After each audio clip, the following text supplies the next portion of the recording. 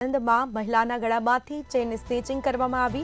ઉમરેઠની ઘટના તો ચાલવા નીકળેલ મહિલાના ગળામાંથી ચેન સ્નેચિંગ કરવામાં આવી હતી, જેમાં બે લોકો બાઇક ઉપર આવી અને ઘટનાને અંજામ આપી ફરાર થયા।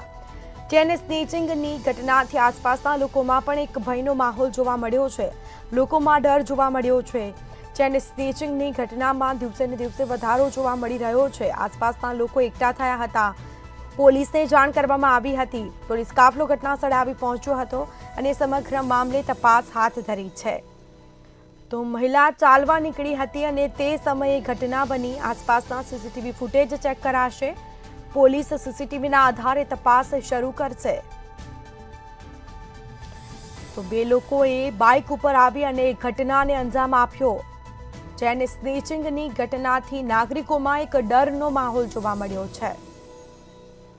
આસપાસના ટોળા લોકોના ઉમટી આવ્યા હતા। ઉમરેઠ પોલીસને જાણ કરતા જ પોલીસ કાફલો ઘટનાસ્થળે આવી પહોંચ્યો। મારું નામ જશોદાબેન ગંગારામ પટેલ, માનસી સોસાયટીમાં રહું છું। જમીને સાંજે હું વોકિંગ કરવા નીકળી હતી। અહીં વૈકુંઠ સોસાયટી પાસે આવી ત્યારે એક બાઇક લઈને બે ભાઈ આવ્યા। એક ભાઈ પાછળથી ઉતરીને પાછળથી મારો અછોડો ખેંચ્યો।